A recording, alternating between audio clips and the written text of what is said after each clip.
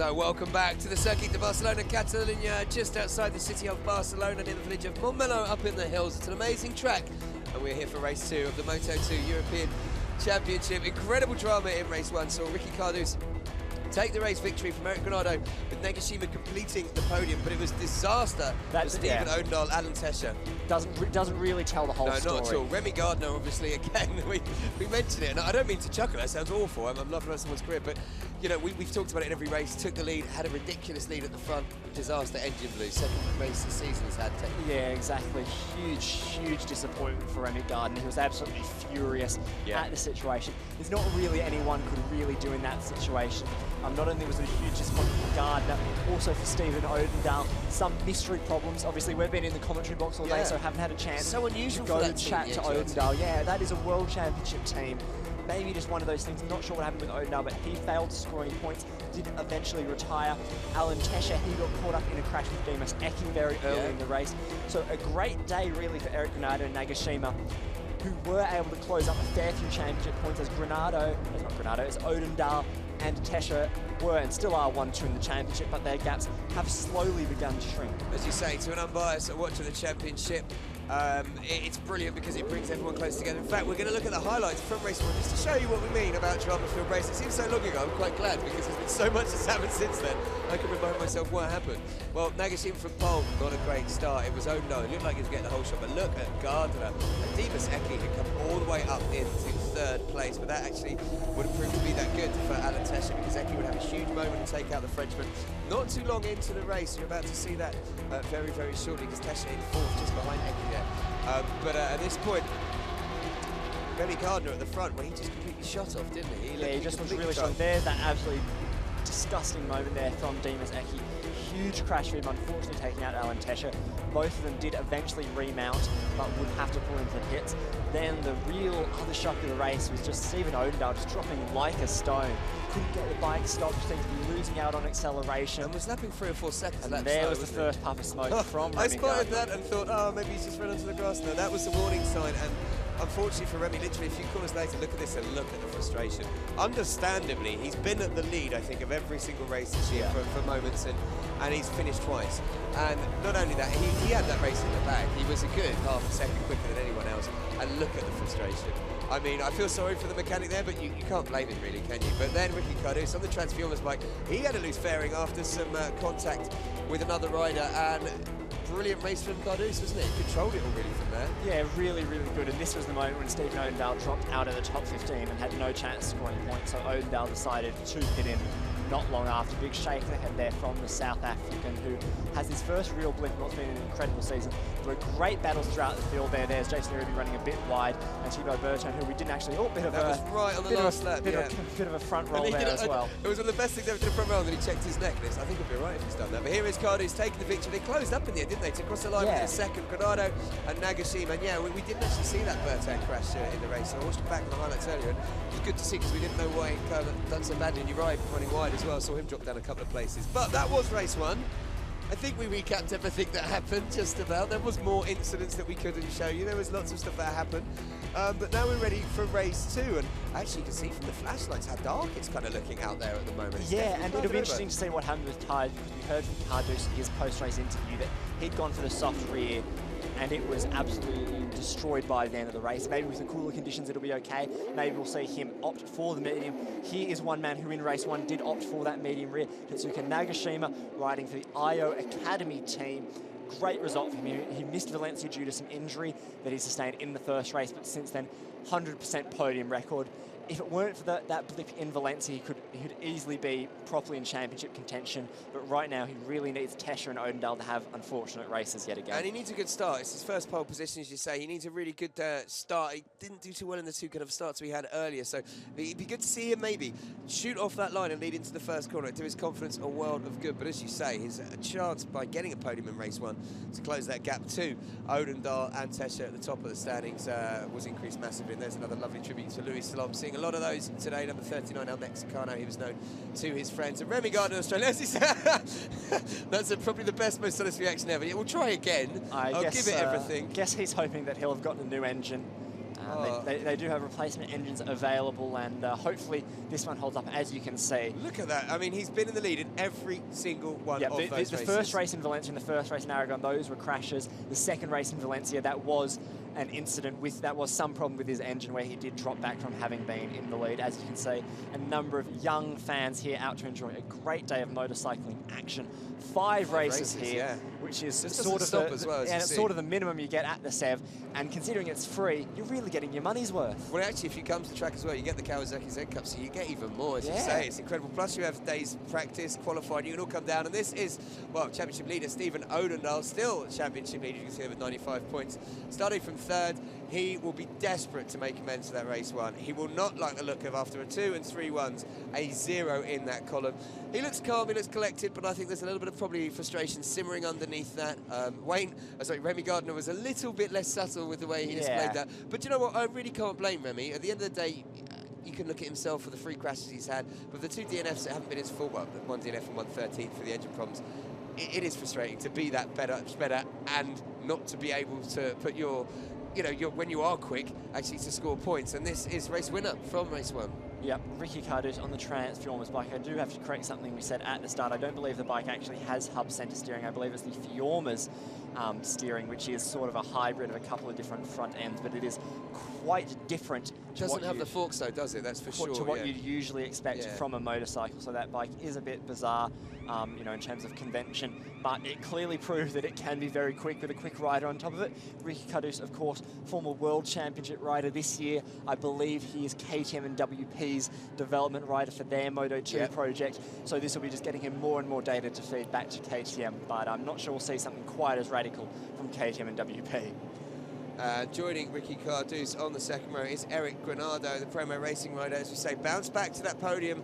Obviously with a number of riders crashing out in front of him, but what else can you do? The Brazilian making his championship battle, well, getting it a bit more back on track. 55 points, trails Odendahl by 40 points, but that's a lot better than it was, because he was an extra 20 points further back before race 1. So the Brazilian coming back to a bit of form, isn't he, Harry? Yeah, but, as I said before, Granado and Nagashima, they really do need some more misfortune to strike.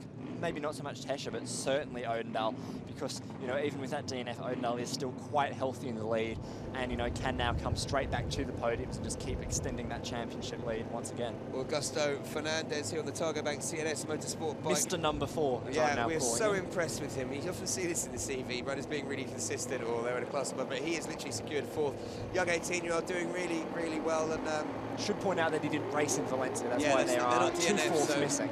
And looking very cool and calm and collected there as well. He had quite a big crash yesterday in qualifying. Had to have a quick trip to hospital just for a check over, but clearly showing no ill effects of that, able to battle throughout the entire race. So fully fit and healthy. One rider who unfortunately isn't fully fit and healthy is Federico Fellini. He's not here again this weekend after missing the Aragon weekend.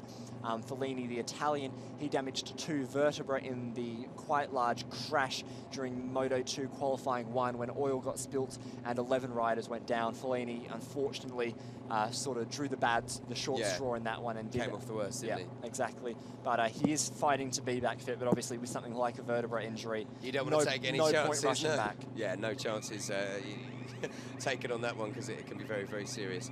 Right then, so Moto2 European Championship, as you can see, they've got about 3 minutes left until they head out on their warm-up lap. If you are just tuning in, we are running a little bit late, behind schedule. We've had a couple of red flags, a couple of races restarted, no injuries, 21 no major injuries, which is good. Just lots of drama, which I'm sure this will provide as well. And number 7, we talked about how impressed we have been with him, lining up in the middle of the second row. Ika Lekuono on the race experience bike, teammates to Remy Gardner. Not really had any of the engine problems that Gardner's had, but a brilliant start to the series and to his CEV career for the 16-year-old. Yeah, a lot of good up-and-coming riders in this class. Stephen Odendahl and Nagashima, definitely 2 of the more experienced, and certainly Ricky Carducci. But as you say, we have the likes of Fernandez, of Ruhu, of Uribe, who are just coming up and showing how well they can do. Here's Dean Westacke. I'm actually a bit surprised to see him on the grid. He did have to get stretched off after that first race, but clearly it was mostly just the wind knocked out of him, and he is back to have another go at it. Maybe a slightly calmer first lap from the Indonesian this time. Yeah, I think, as you say, got a little bit excited. He found himself up there battling in the podium positions. A great start, just got a bit carried away, got on the gas a little bit too early, as we saw. A big moment. Then unfortunately took Tesha. we did have Tesha on the grid. I'm not going insane, are we? We did see Yes, that, yeah. I believe so. Good. I probably am going a little bit mad. It's been one of those days, so much going on that I missed it. And as the teams make their way off then, and the mechanics, and the riders still just bouncing around, trying to loosen themselves up, and just a little bit less drama in this race would be good. Xavi Cardelas there, the man as we saw in Aragon, whose bike caused that massive Moto2 fireball. Unfortunately for him, another DNF in the first race here in Catalunya. Yeah, but he's definitely one who can be inside that top 10 as long as he does manage to keep it upright and there are no major issues. As we say, hopefully this race is a bit calmer. Hopefully most of the action is because of passing and not because of red flags and all that sort of thing. So hopefully it'll all be okay. And here we come to Samuele Cavalieri, the Italian, another guy who sort of burst onto the scene and started doing really, really well. Yeah. You know, 2 5th places and in the points at every race. Not much more you could ask from a 19-year-old who's just stepped into this championship for the first year. Yeah, and you can't miss him on track. He's got some hilarious levers I've seen. Those Italians definitely like fluoro yellow. I'll give them that. Yeah, that's it's impressive. If you're going to emulate your hero, Rossi, just make sure you get the results like him. That's what you say. Yeah. It's like the footballers, as we always say, you know, wear the sparkly, bright-coloured football boots. You've got to be good if you're trying to get away with that. And luckily for him, he's been doing brilliantly so far this year. Completing the 4th row is the Japanese rider Senna Yamada on the Team Nobby M43. H43 Honda, I should say. Yamada, again, a man who's impressed us and made the step up from the Junior Moto3 World Championship last year. So here's the grid. Let's go through it fully. Your front row, Tetsuya Nagashima on pole from Remy Gardner and Stephen Odendahl. Ricky Cardus, Eric Granado, Augusto Fernandez in row 2, with Alan Tesha, Ika Lacuono and Dimas Eki making up your 3rd row.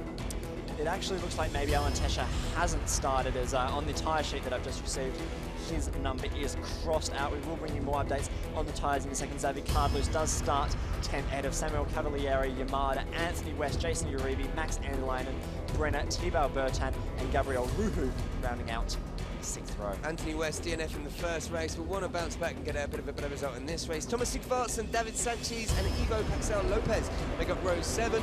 Pontus Durlan, Rafid Topan and Guillaume Raymond row 8, and Thibaut Goran, Lucas Tolovic and Paul de Four row 9. Heading 10th row is Anna Carrasco and Alex Gonzalez, Alex Bernardi, the Italian, with Michael Aquino and Ramdan Rosley in last. However, Ramdan Rosley is not starting this race as he was injured, unfortunately, during qualifying 1. Now, an excellent result from Anna Carrasco in race 1, fought her way through the field. I think finished in 18th in the end, so did herself a great deal of credit. It'd be great to see if she can do that again. As Harry was saying, not the easiest of bikes to ride that Griffle, so got her hands full making the switch up from Moto3 to Moto2 this year, but she's starting to see results coming after being disqualified in the first race, actually, for avoiding a black flag. Well, it wasn't, it was a sorry, she got black flag for avoiding a ride-through penalty, which she got for jumping the lights in the... It was a bit of a cavalcade of errors. There were 1 or 2 issues there, but we do have the tyre sheet, as I said. Everyone has opted for the number 2 front tyre. That is the harder of the front tyres. And then it looks like it is only Tetsuya Nagashima, once again, who has opted for that hard rear, with the rest of the riders going on the number 1 option, which is the softer of the 2 Moto2 rears.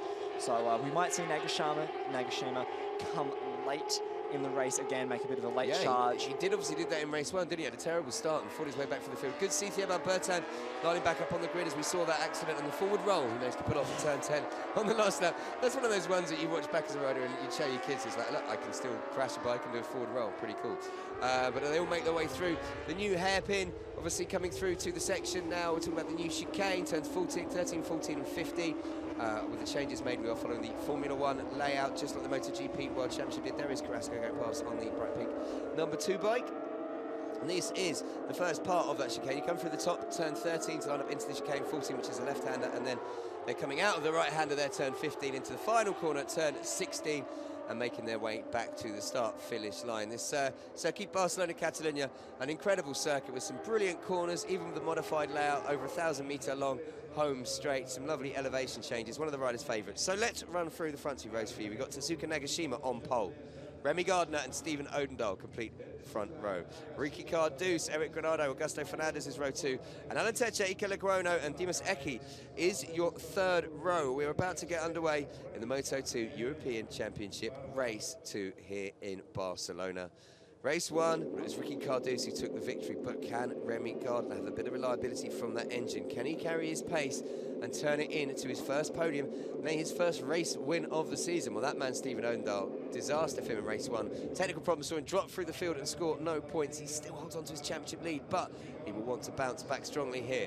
The lights will come on. They will go on for 1 to 3 seconds. When they're out, we're underway in the Moto2 European Championship Race 2 in Barcelona. Oh, and big it's wheelie there from Nagashima. Nagashima. Great start again from Remy Gardner, who soars to the front of that pack. Looks like it's a good start from Ricky. No, Ricky Carducci gets shuffled back there a bit. It is Remy Gardner who once again leads ahead of Nagashima, with Stephen Odendahl sliding into third. A great start again from Demis Eki, who's up into fourth. Ahead of Tesha. That's brilliant. Tesha will want to stay a little bit away from Eki, though, just for the first few corners while they all get through smoothly through turns 1 and 2. But it is Gardner once again at the front, absolutely flying off. And Nagashima's got ahead of Odendahl, has he not? Yes, the second. So, fourth place, Demis Eki. Fifth place, Alan Tesha. And we'll get confirmation as we go back. It's Likuono, not Tesha, who's up into fifth. I don't know what happened to Tesha. Sorry, Tesha's not on the grid, is he? I'm sorry. We talked about that earlier. I'm an idiot. I'm seeing the bike. Obviously, it's his team at Likuono with Ricky Carducci in sixth. Nagashima doing well to hold off there. Anthony West ahead of Eric Granado. Westy into the top 10 already, having started outside the top 10 on the grid. So a great start from him. Westy complaining about some engine discrepancies in the first race. His bike doesn't quite have the top speed to match the rest, but the man at the moment is Remy Gardner, who once again is absolutely sprinting away with this race here. He was 0.4 of a second faster than Nagashima through that first sector on that first lap. So he's already opened up at least half a second gap. A great ride from the Australian. Whatever engine he has in now, clearly as quick as the other one. Odendahl looking stronger now, trying to get through Nagashima. Can't quite do it on the brakes into turn 10 as the Japanese rider holds the lead into turn 11. But Odendahl already looking so much more confident on that front end than he was in the first race. As we go back a little bit further through field, it is Ricky Carducci with Demis Eki and again Likuono just behind him. There is 77. You can see Ricky Carducci trying to get around the outside of Odendahl, trying to have a look.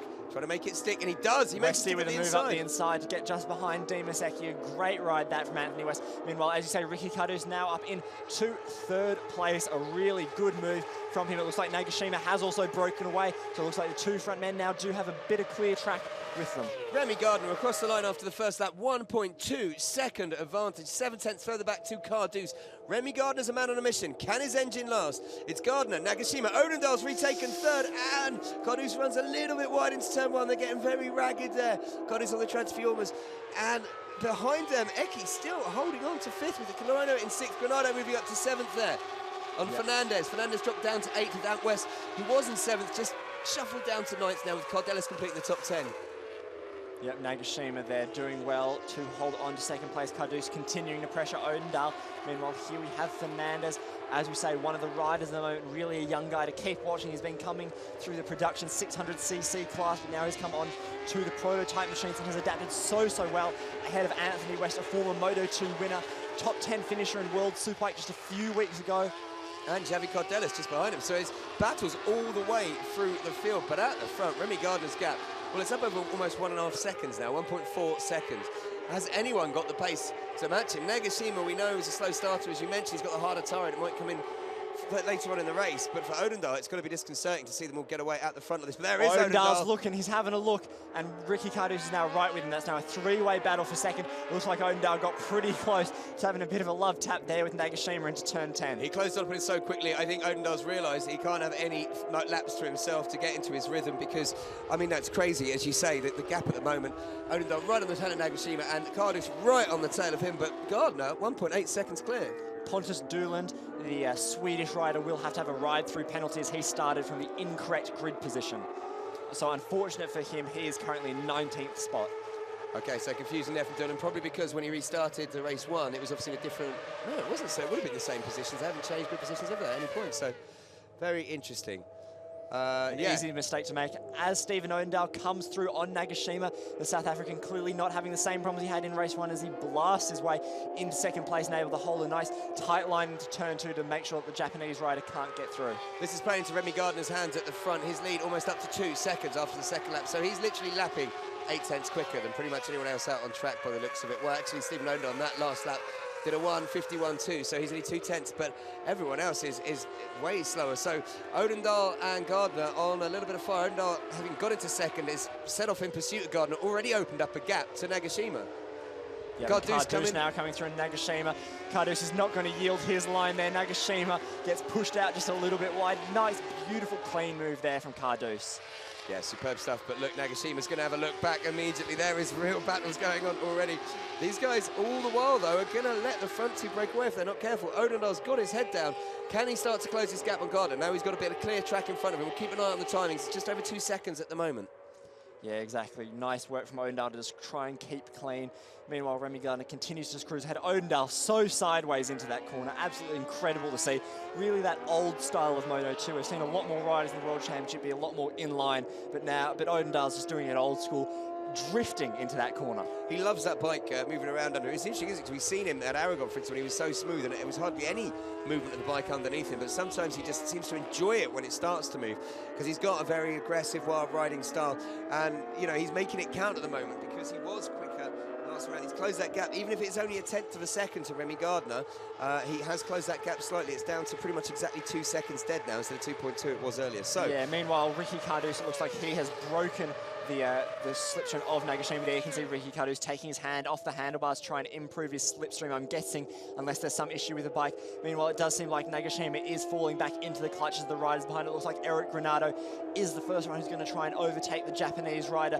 Remy Gardner continues to just pound out the fast lap of the race at 1:51 dead.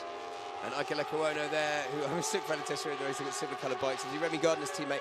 Brilliant ride through the field at the moment. He's up into 6th. And as you said, he's on the back of Granado, so he's going to be looking. And here comes Granado having a look at the inside of Nagashima. He's way too far back, though, there, surely, to make that stick. And as you saw, he pulled out of it. But Remy Gardner, well, 2.2 second lead. He's keeping it. He's managing a lead at the front here, Harry. Let's hope his engine doesn't blow up, because this is, again, brilliant ride from the young Australian. Yeah, exactly. Best just to keep quiet about the engine issues as we watch this great battle between Nagashima and Granado. Granado continuing to close up with every corner. It looks like Nagashima's a bit more wild, a bit more loosey-goosey than Granado. Granado able to keep it a bit more in line.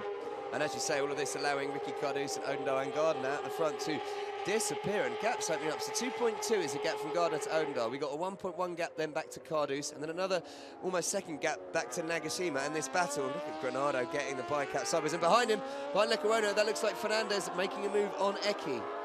Yeah, at least trying to. I'm not sure if it's stuck. We'll have to. Yeah, it does look like Fernandez has slipped ahead of Demas Eki just behind it, but currently it is Nagashima who is in 4th. As we said, he does have that different option, rear tyre. Could it play a role later in the race? This race does look set to go the distance. Meanwhile, Cardouse looks to be visually closing up on Stephen Odendaal. Yeah, I think this front three will start to close up a little bit. Saying that the Remy Gardens opened up another 10th, so it does look like Cardouse is pulling Odendaal back. Yeah, hugely. That gap was over a second last time between Odendaal and Cardouse.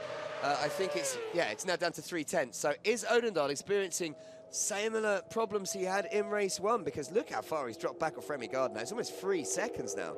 Odendaal on that time around was 7/10 slower than Cardouse. Yeah, but there you have official confirmation and the picture of rider number 71. Pretty hard to miss. Number 71, the Swedish rider Pontus Derlund. He will have to have a ride-through penalty, which at this track can be quite tough because the straight is so long and so fast. And if you want to check out something cool, Pontus Derlund probably pulled off one of the saves of the century at the Moto2 Aragon Fireball last time out. When he hit the fuel tank, it was his bike that exploded under, and he managed to land it, pulling off a stoppie. It was impressive, and was absolutely fine. Carried on riding, incredibly. Anyway, there is Remy Gardner at the front. As you can see, Cardouse is right on Odendaal's back wheel. I don't know if Odendaal's had problems. He had that last lap around, as I say, an issue because he was 7/10 slower. But Cardouse looks like he needs to get past. Could he challenge Gardner? To be fair, Cardouse just dropped in for 150, so Cardouse is absolutely on fire this weekend. You know, I think Cardouse has a bit of a point to make after being passed over for a number of Moto2 rides this year and having to take a slightly different step with his career, moving more into development. So I think Cardouse is just out here to prove, you know what, I can still win races.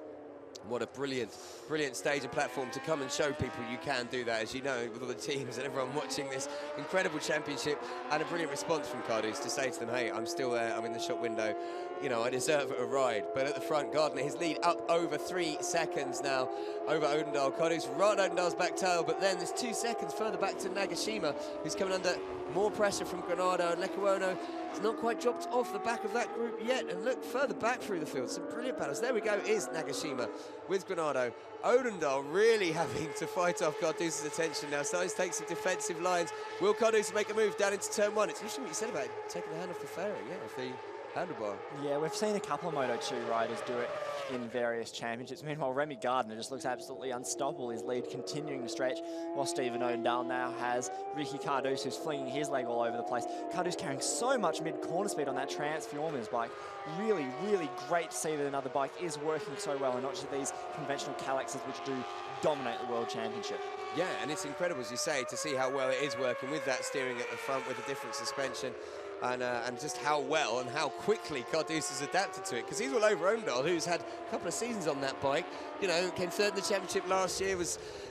He's obviously leading it this year, and Cardoso is looking like he's a duck to water. The Transformers add to the CB Moto2 Championship, but at the front, I can't get over Remy Gardner. 3.4 seconds leaders now almost. Yeah, exactly, and it just seems to be getting faster and faster. You know, as we said earlier in the program, Remy did race the World Championship here. He did score a point on a 2014 Calex chassis. I'm not sure what chassis he's on this year in the Sev, but he certainly has the experience here and knows what it takes. It's a fairing loose in that Transformers bike again, it is. I think it was loose in the first race, and I think that the Transformers bike just has a slightly different fairing design. I'm not sure why. Yeah.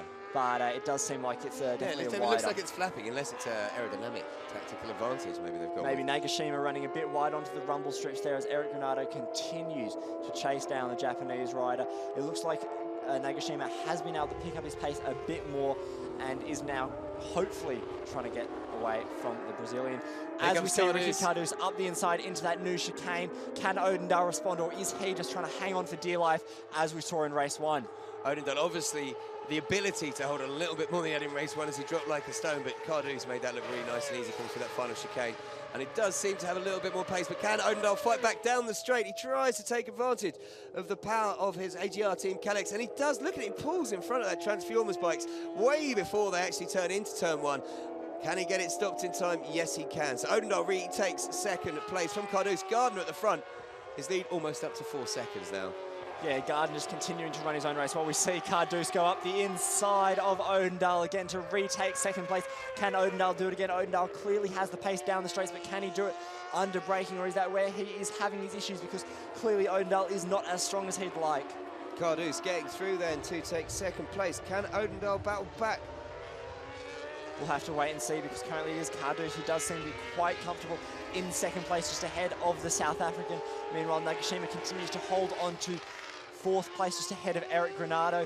Just a podium finish could be enough for Stephen Odendale this weekend. As we said, he does have a very healthy championship lead, so a top 5, you know, just damage limitation here. It's clear he and the bike having some issues this weekend, so even a top 5 would be a great result to walk away from. And it'll be interesting to see now if Ricky Cardoso can make second his own, open up a tiny gap bar, but here comes Odendale if he can, whether he can even think about hunting down Remy Gardner, he's put another few tenths on them in that lap, another couple of tenths. He's opened the gap up to 4.2 seconds. So this might just be the battle for the remaining spots on the podium. But Nagashima, is it me, or is he 1.3 seconds back from Odendale? I think he might be starting to close. Yeah, he just closed a third of a second through that second sector. So it looks like Nagashima, after some slow first laps, is now starting to come into his own. It looks like he's wow, and he's bringing Granado, Lecuona, Fernandez and Eki with him by the looks of it. Or definitely, sorry, Lecuona and Fernandez. So just 3 seconds separating from second to 7th. And it looks like we could be getting a bit of a Constantino effect as they're all catching each other up. Yeah, have to see if Odendale can close up down the straight. We saw Odendale be so strong on the straight last time around. Odendale's bike is always really, really good on the straights. I'm not sure if it's about how Odendale gets the drive on, or if it's about just how his bike is set up, but he's always so strong in a straight line. Nakashima really struggling to get that bike stopped then, but manages to hold on to 4th. Granado, well, he's keeping the pressure up on Nagashima. He's not quite on his back wheel, and he's got Lecuona behind him and Fernandez, but it's a 7-way battle now, really, for this final, I suppose, final podium spot. But if Odendale starts having troubles and starts dropping back into their grasps, then it could be. And yeah, his gap's staying about the same, 1.2, 1.3 between Odendale and Nagashima. That time around, although Nagashima's nap time is a lot quicker, so it'll be interesting to see if he can. Visually, he is closing. Odendale's back with Cardoso as well, so it looks like Odendale's problems aren't that severe. That's a black flag there for number 71, the Swedish rider. Right, Pontus-Sturla not coming in for his ride through. Exactly. So we talked about him earlier. Obviously, didn't see the ride through penalty. Gets a black flag, similar to Ana Carrasco in the first race, actually, in Valencia. Odendale's still there with Cardoso. Looks like his pace dropped off for a lap. last lap, Oendal did a 152, whereas everyone else was in the 151s. But now he's right there with Cardoso, and it looks like they're closing down Remy Gardner as well. Gardner's lead has dropped to 1.4 seconds over Cardoso. It was 4.4 seconds last time around. Something has happened to Gardner again. This is unbelievable.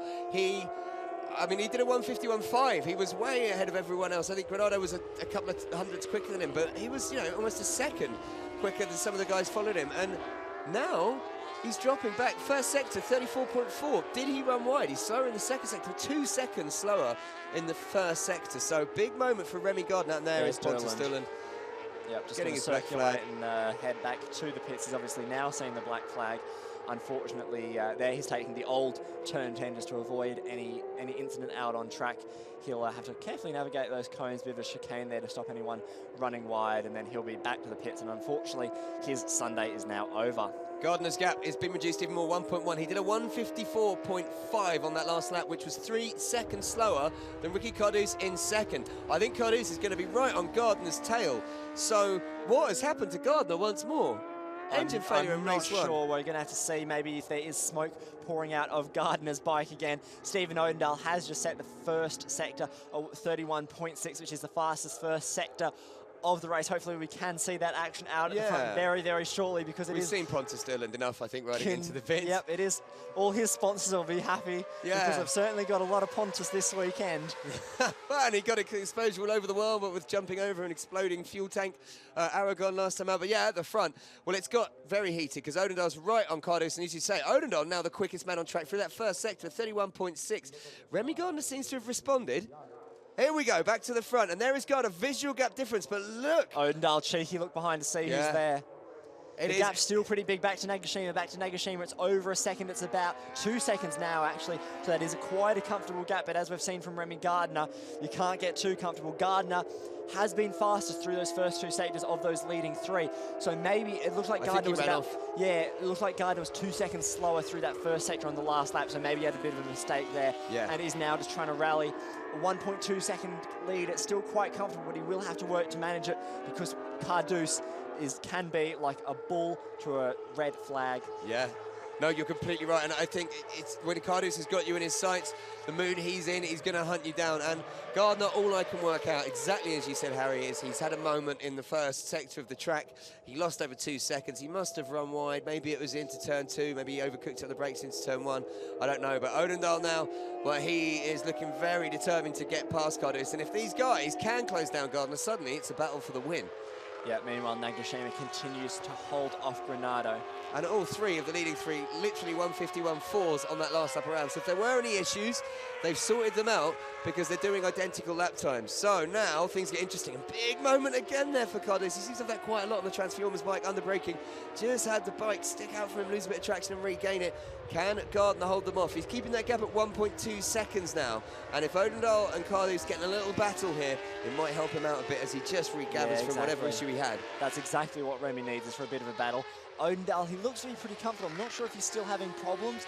He hasn't quite been able to attack Cardoso as much as I would have expected, but we've already seen today that Cardoso is incredibly strong on that Transformers, the French-made motorcycle. Another great battle down the field. Xavi Cordelis, as you say, got past Demas Eki, and Cordelis up into 8th. And there are some brilliant battles going further back down. Gabriel Ruhu, Thibaut Bertin, Jason Uribe, all involved in a brilliant freeway battle for 10th place as well. But this is Nagashima still holding off Granado for 4th, with Lecuona just staying there. He's impressive, isn't he? He just hasn't seen him do anything too aggressive. People might say, well, he's not got on the podium, he's not done this. But you know what? Just to be that consistent and that patient at that young age and not throw it away, he's really, really impressed me. And Nagashima having a few moments there, which looks to have given Granado a bit of a sniff.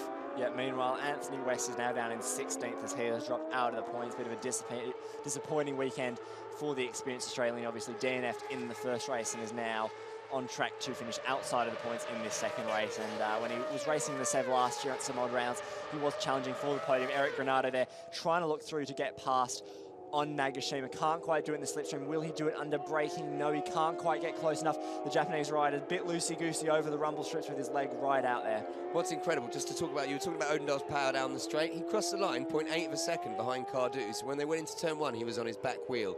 Shows how much power he's got on that AGR team bike. And this is Augusto Fernandez riding around in a rather lonely 7th, 3 seconds back from the battle between Nagashima, Granado and Lecuona, and another 6 seconds ahead of Cardelis, who I was talking about earlier, in 8th. So, yeah, Gardner at the front. Well, the gap came down between him and Cardouz under a second when they crossed the line for the first time. But Odendaal and Cardouz, that, as you mentioned, the gap fluctuating quite a huge amount, and as much that Cardouz seems to open up in the twisties and Odendaal using that power down the straight. But Gardner still holding on to a second lead, but in that first sector, Odendaal was 3/10 quicker than Gardner. Yeah, not much to choose between those top 3 in terms of lap times, and as we say, if the gap does stay the same, at a second, Remy should be able to hopefully hang on to it.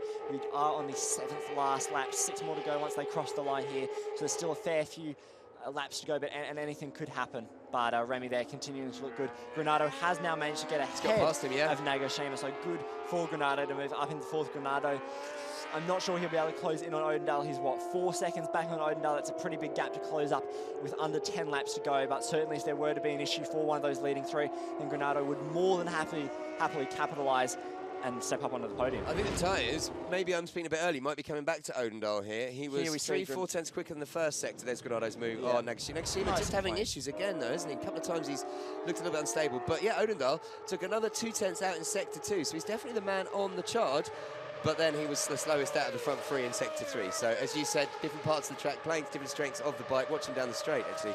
Granado then already seemed to have disposed of Nagashima. He's definitely opened up a few bike lengths on him already. Yeah, with just 1 that or lap. 2 there, just ahead of the Japanese rider as we start the 6th last lap, 12 of 17, as you can see there at the top left-hand corner of your screens. Meanwhile, in the stock 6 class, it is again Rafid Topan who is leading. The Indonesian rider did win that race at the first race of the day. He's pretty comfortably ahead of 2nd place as well. Yeah, so, Thibaut Goran's another 3 seconds back from him in 20th, so sorry, in 21st, so another 3-4 seconds. So yeah, doing well in the stocks, and could be on for a double today. Well, Remy Gardner, we had the scare when he started falling back. He must have had heart in his mouth moment, thinking, oh, what's going on here? But it still manages to keep that lead around the 1 second mark over Cardouz. This is the battle for 8th. Xavi Cardelis with Dimas Eki, who unfortunately crashed out the first race while battling for the podium in the opening lap. Not bad from Dimas Eki or Cardelis here, both of them on for the top 10, which would be a very solid result for both of those riders. So good to see that after they've each had tough weekends, Cardelis last weekend, Dimas Eki this weekend, that they can still fight there. Meanwhile, Odendaal continues to stay hot on the tail of Ricky Cardouz.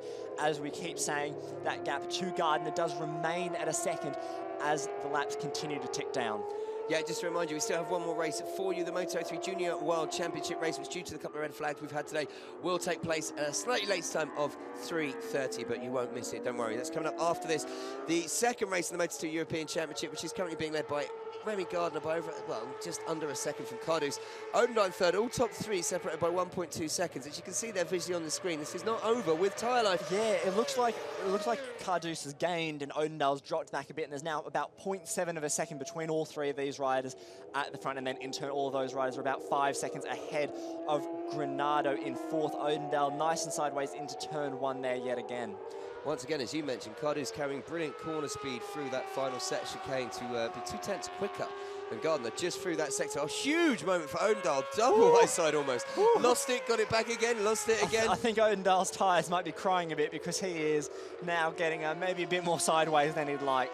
And while we talk about this, obviously it was terrible in the first race, him not scoring any points with his championship lead. A 3rd place wouldn't be the end of the world. This obviously hasn't been the greatest weekend for him to go away and still maintain a championship lead. He'd be a very happy man because, yeah, this is when tyre life starts to play a major part. And as you can see there, Ricky Cardouz, well, he's determined. It's definitely a different side to the fairing, isn't it, than this side. He's determined to hunt down Remy Gardner at the front, and he's got that gap where it's hovering 0.7, 0.8 seconds. He's taking a 10th out here and there. Yeah, he's slowly moving in there. Can he do it? It's back to 0.8. Looks like Remy's opened up the gap a tiny bit. Meanwhile, it looks like Stephen Odendaal, he's responded as well. It seems like Odendaal's really struggling in that final sector, which is where Cardouz is the strongest. as Remy continues to just lead, just nice and calm, keep it nice and steady, try and avoid all the issues. Remy knows that he can win this race. He just has to avoid any, any silly mistakes and crashing. Watch Cardoso then through these final few corners, as you say. Just watch how well he's got that Transformers bike dialed in through the slow chicane section. So nice and smooth. And let's see if he can make up any time, because he's carrying a tighter line through that final corner as well. As you say, they're not able to drop Odendaal, but you can see how much Odendaal is fighting with that bike. He does like it moving around underneath him, but I'm pretty sure not that much. So no. And they come across then to complete lap 13 of 17 and start lap 14. It is Gardner, 0.7 seconds to Cardoso, second further back to Odendaal. Then it's Granado, Nagashima, Lecuono, Fernandez, Cordelis, Eki, and Ruhu. It looks like Nagashima's gaining back on Granado again. These two are attached by a bungee cord, just as one stretches away, the other one starts to pull back. So we could have an absolutely stellar fight for fourth as well. Nagashima making huge inroads on the Brazilian already. Suddenly that harder tyre may be paying off for Nagashima. The last few laps exactly as you predicted it, Harry. Your sidekick spot on, and you'll pick up my lottery ticket later for next week. Because he's started to really close up on the back of Granado. And Nagashima, well, he won't want to give up with that fight. He's about half second back, but that's officially getting a lot shorter. Well, at the front, so pretty much remaining the same at the moment. Every time Cardoso, you think he's taken a couple of tenths out of Gardner. Gardner responds, and Gardner was quicker through the first sector there. So at the moment, Remy Gardner, can he hold on? First race win would be his first podium in the Moto2 European Championship. As I say, he's been in the lead or battling for the podium in every single race. Through bad luck and through crashes and through some technical issues. It's been a miserable season so far for the Australian. It would be a relief for him to take the race winner. Cardoso is closing. Cardoso is looking closer than ever as Stephen Odendaal continues to just hold on to third. It looks like Granado, he's still holding off Nagashima, but with 3 and a bit laps to go, I think that Nagashima will definitely try something. Whether the move will stick late in the race, I'm not sure. Also a great ride from Ika, the number 7 in 6th place. Another really good result from him ahead of Augusto Fernandez. Looks like Fernandez has run a 4th places, will unfortunately break, but he still will be inside the top 10, which is a great result. Yeah, and it's a 4th place when you look back now and you say it's a top 10 with all the main riders staying upright, staying on the bike. Gardner's not gone down. Odendaal's still in contention. This is a very great battle, as you say, for Lecuono and Fernandez in 6th and 7th. I think this is brilliant for them. And there's quite a gap between them all now, so it looks like they've secured those positions for themselves if they can keep it upright. Yeah, it looks like Odendaal's definitely out of contention for 2nd place unless something were to happen ahead. I think he'll probably hold on to 3rd place pretty steady, because if Nagashima does catch Granado, then they'll probably battle quite hard. So it looks like it's pretty much only a battle for first, as it's now half second between the two. Right, okay, so we have, 2 and a bit laps to go. And in that last lap, I was just about to say, Cardoso brought the gap down. He was 2 tenths quicker to about half a second, but just in the first sector, Remy Gardner was 3 tenths quicker. So I think Gardner's getting the messages from his pit board, and he's managing it brilliantly. While here, Dimas Eki is starting to really put the pressure on Xavi Cardelis on the Promo racing bike. Yep, nice battle for 8th there for these two riders. Bit hard to pick apart with the white and the red there, but it is Cardelis who does lead ahead of Dimas Eki. And Cardelis, the Andorran rider on the Andorran Promo racing bike, be a good result for him in 8th. Eki, as we said, was on for a great result in race 1 and felt he had a lot more after crashing out in qualifying 2 than even he'd shown in qualifying. But disappointment in race 1, he'll just want to bring the points home in race 2. So here we go. Then we're coming round to complete lap 15 of 17 as they make their way through the new turn 10. Everyone getting through there nice. Everyone nice and smooth. And bike's a bit more ragged, but you'd expect that with the tyre life, but it doesn't seem like there's any major problems. It seems like Stephen Odendaal has now definitely eased his pace. He's now 1.4 seconds back on Cardoso. Meanwhile, Gardner has managed to open up the advantage to a full second, but this final chicane, as we keep saying, is where Cardoso is so strong, so expect that 1 second gap to be a bit smaller as they cross the line. As you said, it's interesting because Gardner definitely has stronger through sector 1, sector 2. There's definitely something flapping off that Transformers bike now, by the looks of it, on the lower left-hand side. Maybe that's just some tape or something that they pull off to cool the bike, to keep the bike engine cool. But yeah, it looks like Gardner's responded. I was getting really excited. As I say, with 2 laps left to go, it's a second. But it was down to half a second, but Gardner's opening up back to 1 second. As you say, Odendaal's 2 seconds further back in 3rd. Granado has a comfortable half-second advantage over Nagashima now, in 4th and 5th respectively. Lecuono's 3 seconds back, Fernandez 3 seconds back from that, and then it's another 10 seconds back to Cardelis and Eki and Ruhu battling for the last 3 places in the top 10. So, Remy Gardner Hold it together, bike, hold it together. Don't see a puff of smoke. That's what he's got to be thinking no to. He's got a nice 1.2 second lead. And this is when the pressure's really on. He's on the penultimate lap, on that last lap, when he can taste it, you know. It's so close, but he does need to keep calm and, you know, just really focus. Remy Gardner has a new manager. It's no longer his dad, Wayne, who's managing. He does have former 250cc, I believe, runner-up. Martin Wimmer is now his manager. His father, Wayne Gardner, is in Germany for a different event. So, you know, maybe the pressure of not having dad here is actually helping a little bit this weekend, because the Australian does continue to just glide ahead. That gap now 1.6 seconds ahead of Cardouz. So as long as Gardner can keep it upright, it should be all okay, as there's only a couple more corners before they begin the final lap. I think all of these top three have just decided to kind of settle for their positions. You say Gardner riding so controlled, 3 tenths quicker last lap around, just 4 tenths through that second sector quicker than Cardouz. Cardouz is sort of, let's bring it home, a race win and a second place. There's a bit of tape hanging off that podium. Yeah, I think it's a bit of the fairing sticker that's just come off. Maybe someone needs to do a better job of stickering. Great result for Stephen Odendaal after his problems in race 1, and to hang on to third. You know, it's clear he didn't quite have the pace to match Remy and maybe even Cardouz this weekend, but with the likes of Granado and Nagashima behind him and Tesha out of this race, this is exactly what Stephen Odendaal could have hoped for, you know. Unfortunately, neither Gardner nor Cardouz are really in championship contention. Remy's had too many crashes. Cardouz not a permanent rider. So, you know, job done for Odendaal. As Nagashima, will he do something this lap? He's closed up that half-second gap. He's with Granado. We are on the last lap now, so maybe the Japanese rider can do something. That looked about 3 bike lengths between the two. Maybe a bit of an ambitious move into the final chicane could see him promoted up into 4th. Well, let's not forget these two were separated by a point coming into the round in the championship standings. Nagashima 1 point ahead of Granado in 3rd and 4th respectively. So after race 1, I think you know, every position is so important, so vital. And as you mentioned, it really wide didn't dawn there on me. from Granado. Didn't dawn on me about the Odendaal thing with Tesha out, his nearest rival. This has actually not been a terrible weekend for him. And as you said, this Nagashima battle with Granado for 4th. It looks like Nagashima. Whoa, a bit of a twitch there as he gets on the gas. No worries though. He keeps it pinned and he continues to hunt down the Brazilian number 51 versus number 45. Who will come out on top? It looks like Granado's back tyre is, he's giving him a lot of problems. He's struggling to get it down. Look at Odendaal having a huge moment there coming out of turn 9. Through turn 10 for the last time for Remy Gardner. Just a couple more corners, just 6 more corners for Remy Gardner before he takes his first ever Moto2 victory in the CEV European Championship. First victory for quite a while for Gardner as well, as we know, wasn't exactly a title or race winning or contender down in the Moto3 World Championship. First Australian to win a Moto2 race in the SEV as well, I believe. Obviously, Ant West did win in the World Championship in Assen a couple of years ago, but I do believe this will be Australia's first ever adventure to the top 7 of the podium. Certainly Remy Gardner's first ever adventure. The engine does hold for the entire race. Remy Gardner delivers on all of his potential to take his first win and make amends for the sins of this morning, ahead of Ricky Cardouz, with Stephen Odendaal taking a great 3rd. Meanwhile, Nagashima, while we've been away, has managed to take quite a sizable advantage over Granado for 4th. Eric Granado rounding out the top 5. Granado just not able to hold on with his rear tyre given away, as we saw. Brilliant shout from Harry saying that Nagashima get past. Igaleko Ono crossing in 6th, and Fernandez 7th, ends his runs of 4th place finishes, but 2 great results for the 2 young Spaniards. It looks like Dimas Eki may have just held on, and he has, to finish ahead of Xavi Cardenas by a second. Ruhu finishes in 10th, Uribe an 11th. Theobald Bertam will recover from his crash on the last lap in race 1 to come round and take 12th by the looks of it, ahead of Samuele Cavalieri in 13th, Senna Yamada at 14th, and Thomas Sigvardsson looks like he will take the last championship point. He did, just 1/10 of a second ahead of Marcel Brelin, with Max Enderlein in 17th. But Remy Gardner take a bow after all the frustration. Race 1 was a disaster for the Australian, leading, putting up a ridiculously comfortable lead, and then having an engine failure. He's had that happen to him once before this year when he was leading and dropped down to 13th. 3 other crashes. I've seen him not exactly saw the crashes.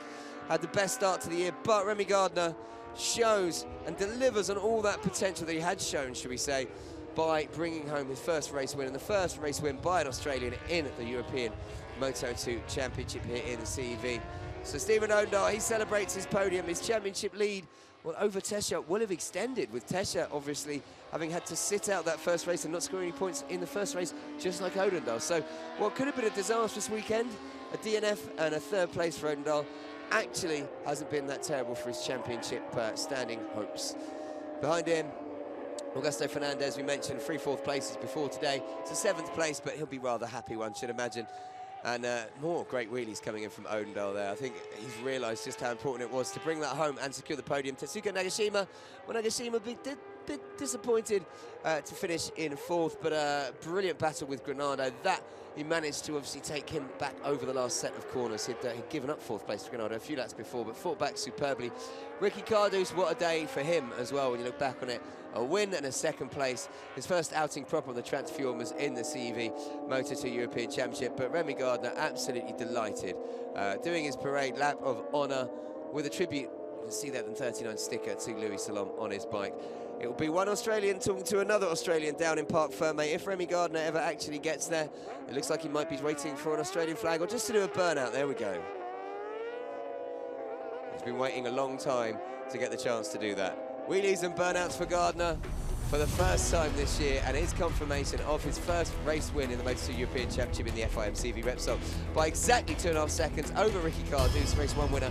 In 2nd place, Stephen Odendal returns to the podium in 3rd, 4.4 seconds back from the winner. Nagashima, Granado, Lekuono, Fernandez, Eki and Cardelis complete a top 9, separated by 30 seconds. But those front 3, they were a class above in that race, separated by just 4 seconds. Gabriel Ruhu finishes in 10th, Jason Uribe 11th, Theobald Bertin 12th, Daniele Cavalieri, Senna Yamada and Thomas Sigvartsen. They round out your point scoring finishes. Marcel Brenner, Max Enderlein and David Sanchez, the 16th, 17th and 18th respectively. While Amp West, well, starting in 13th, looked like he was going to move up the field, was fighting in the top 10. He was 19th, I'm getting word off here. Topan takes the stock victory in 20th with Garan and Lopez in 21st and 22nd with Ana Carrasco in 23rd. It looks like Dufour, Bernardi and Aquino round out the rest of the grid places, but there's Remy Gardner. He's unbelievably happy. I haven't seen Wayne. He's down around this weekend, actually. The one chance is not, as you say, he's not his manager anymore, but I think that was more just he wanted to try something different. Wow, you can see how much that means to him. Because of the frustrations he's had this year, it must just be a relief. Look at all the scrapes on his leathers and all the the scars on his helmet and things. And it's a case of, well, he's been through the wars. He's not had it his own way at all this year, but he's brought it home, and that is a brilliant win. And as we mentioned, another victory in the Stock 600 class for Topan. Superb work for the number 50. Rafid Topan from Indonesia on the Kronos Corsa, a Stock 600 bike. So Harry is down in Parc Ferme. He will be chatting to our race winner, Remy Gardner, very shortly. And for Remy, well, this is a culmination, as we say, tricky couple of years in the Moto3 World Championship. He came back to Moto2, immediately looked quick from the word go, like he'd have the pace, but there's been frustrations, a little bit of that tempering with maturity to not push as hard as maybe he needed to at times when he's crashed out when leading races and, you know, had no one within a few seconds. But finally, he's got on the top step of the podium. He's taken that Moto2 victory, and Harry is down in Parc Ferme to grab a word with him. First visit to the podium and straight to the top step. Not a bad way to end the day after what must have been a pretty devastating morning. Yeah, the morning was pretty disappointing, but I think oil was still leaking again. My foot kept slipping then, so I don't know. I think I was leaking oil again. I don't know how many times that's happened, and I don't know. Yeah, the race was really difficult. I had a gearbox problem as well. Down to the first corner every lap, it wasn't changing from 3rd to 2nd, and it just kept locking up. And then one lap I hit first, and the thing just went sideways. I don't know if you saw it, and I ran wide, and I lost my big gap, so I had to really work hard in those last couple of laps to keep the gap. But yeah, the rhythm was really good. I surprised myself in the rhythm, and hot race, and yeah, it was a game of concentration then. So in the end, we came out on top. So really happy, and yeah, see what's next. Congratulations and good luck for next time. Thanks a lot. Apologies for the language used there again by Remy, rather exuberant, and his frustration coming through. You can understand why, but that is his first race victory. I was surprised Harry didn't ask him to do an interview again in Australian at the end of it. Anyway, let's. Two Australians chatting together. Let's have a look back on the race. We can see Gardner from the word go. He was saying he had problems with the gearbox and he had oil leaking out, but somehow he managed to bring that home because, yeah, there were times, as we say, he had a 4-second lead, and that was brought down to half a second almost in the case of a lap. But let's have a look. Gardner away, Odendal up into 3rd. Another great start from Demas Eki. Couple of riders running wide, but Gardner really just shot off at the front. Nagashima had a great start, and then started to go backwards a bit. I think the harder tyre choice, which paid off for him at the end, maybe holding him up in the first few laps. And here's a moment for number 24 as Gonzalez ran off on the stock bike, manages to rejoin. And a weird moment. It was kind of in slow motion, that, very strange. But here we go, out the front, Remy Gardner, I believe it. This is when Odendaal and look, Ricky Carduce comes past Nagashima for third. Carduce start closing down younger Remy Gardner. And Harry, it's interesting to hear him say he was having issues with his gearbox. Maybe explains why he was so... Yeah, it's probably the grumpiest winner I've ever seen, to be honest. He said oil was leaking, gearbox wasn't working. Really interesting as well when I was down there in Park Ferme. Stephen Odendaal's rear tyre had a really big hole in it, probably the size of a €2 coin, that just a chunk of rubber had come out. So I think Odendaal was a bit lucky even to finish that race, to be honest. Wow, no wonder he was pulling such massive... He was celebrating that third place like it was a race win, Odendaal, and that explains it. Maybe not a great idea to be doing such big wheelies with a hole in the tyre, unless it's the front tyre, just keeping the bike up. But yeah, as we see the rest of the highlights, we saw Carduce close down Gardner towards the end, but Gardner managed to gap perfectly and take the victory from over a second in the end from Carduce. Odendaal taking third, but the drama was really in the last few corners between Granado and Nakashima. As we saw, Nakashima somehow managed to get past Granado and get a half a second gap, but there was Gardner burning a tyre in celebration. Nice little rolling burnout, well, because as you say, the frustration was evident in that interview, but you'd expect him to be a little bit happy. It's his first win in a few seasons. Yeah, it's his first win in a long time. You know, Remy obviously raced the Moto2 championship here and was doing quite well in that, but then had a bit of problem when he stepped up to the World Championship on the Mahindra, couldn't really get the results that he wanted, so come back here to restart his career, and he's doing a very good job. You know, great to see him finally deliver on that one. As we said, he was a bit grumpy, but clearly he was a bit excited by the colourful language used. Yes. Might have to have a bit of a word to some of these young riders about etiquette for television. They're just excited, Harry, meeting you. That's what it is. It's Harry Look from MotoGP.com. I was going to say, I'm surprised at the end you didn't ask him to do the interview in Australian again. Hilarious. I'm a funny guy. Apologies for that hurtful comment for any of our Australian listeners out there. And we've got, as you say, obviously, I imagine quite a few Australians listening and watching because we've got a number of Aussies in this championship now, not just in the Moto2 championship. But brilliant, really. Despite his frustrations, despite his anger, I think we might see a bit of relief on the podium. And it's a relief just for us watching because there's no way anyone can say he hasn't deserved to take victory. He's been undoubtedly one of the quickest riders at every race we've been to so far this year, just not been able to either kind of hold it together and keep the bike upright or keep the bike together, as we've had a couple of technical issues. But Remy Gardner, take a bow, his first win. We'll get the Australian national anthem. Don't be getting too I'll try not to cry. Yeah, I can see you singing along and things like that. But up next, don't forget, we have a delayed start to the Moto3 Junior World Championship race that will kick off at 3:30. So in just 17 minutes' time, we've got one more race of the day for you. We're jamming it in after a couple of red flags earlier as there is Ricky Carduce receiving his second trophy of the day, a second place to go along with good weekend for Carduce, considering that he'd just come in here for a bit of a fill-in ride. That Transformers team not doing every round of the championship, and there is Remy Gardner lifting up the winner's trophy. Hopefully the first of many, and hopefully the team can fix that quite persistent oil leaking problem. And now the hats do come off for the Australian national anthem, which will be on just after the giant check, his first giant fuel check. Obviously, as Repsol being one of the title sponsors of this series, you do get a free bit of fuel, which always helps. And any time you get a novelty oversized check is just a moment to celebrate in your life. So they will get champagne. They're old enough; they don't have to worry about racing later. So they will after. But first up is the Australian national anthem.